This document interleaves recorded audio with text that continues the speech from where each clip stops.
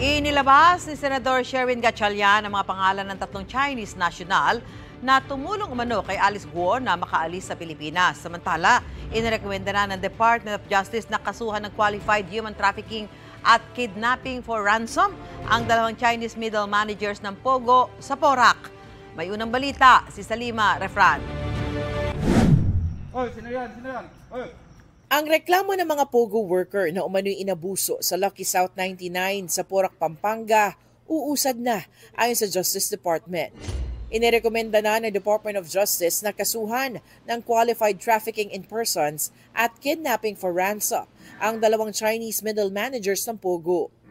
Ayon sa resolusyon, na-recruit ang isa sa mga biktima para sa ibang trabaho, pero ibinyahe papunta sa Porac, Pogo at ginawang love scammer.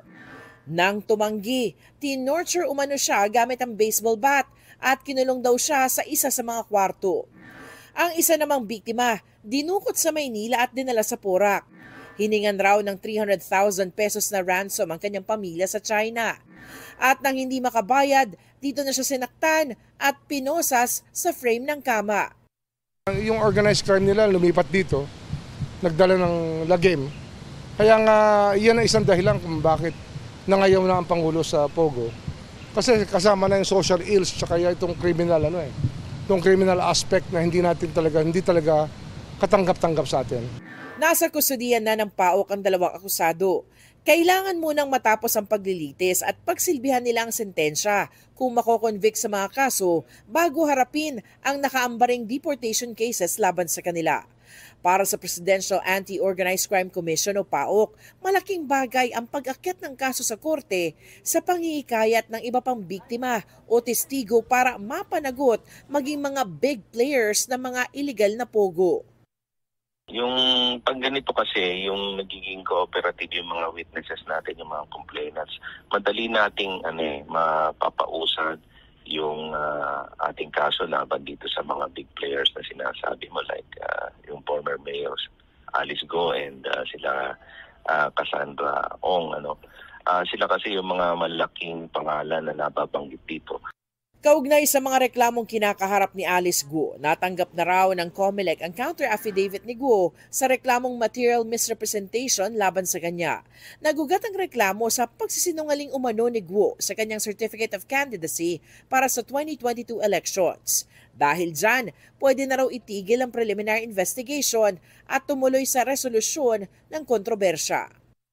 Gusto kong patunayan, hindi po tayo nagsisingle out kay Mayor Alice Guo lang, sapagkat regular po kami na mayroong mga misrepresentation cases.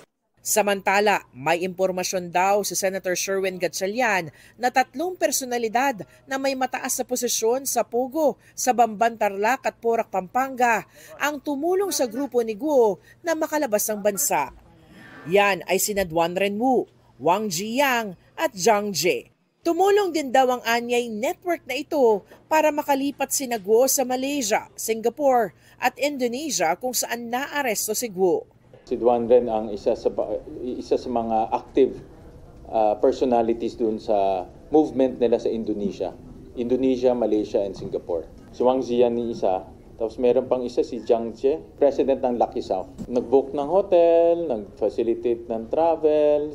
Hindi tinukoy ni Gatchalian kung sino sa mga ito ang pangalang isinulat sa papel ni Guo noong nakaraang hirik. Pero sinabi niyang si Wang Ziyang, isa sa mga boss ng Pogo, may papel sa pagtakas ni Guo.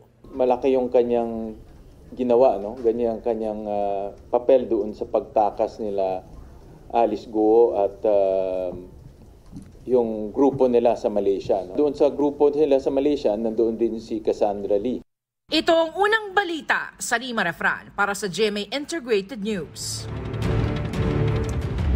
Mga kapuso, para una ka sa mga balita, mag-subscribe sa GMA Integrated News sa YouTube. Sa mga kapuso abroad, subaybayan niyo po kami sa GMA Pinoy TV at sa www.gmanews.tv.